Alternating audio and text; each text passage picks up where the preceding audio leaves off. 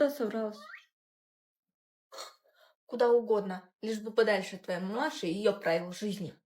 Подожди, ты все неправильно поняла. Она просто волнуется за нас. По-своему. А по-своему это как? Запретить мне видеть моих родителей? Кричать, что я теперь ваша собственность? Ты вообще слышал, что она несет? Но у нее характер. Ну ты же знала, за кого выходишь. За кого? За мужика? Или мальчика, который прячется за маминой юбкой? Не смей так говорить о ней. Это мама моя. А я твоя жена. Или это уже не важно? Слушай меня внимательно. Я не просила тебя выбирать между мной и ней. Но если она продолжит жить за счет моей жизни, ты сам все потеряешь. Не вздумай идти у нее на поводу!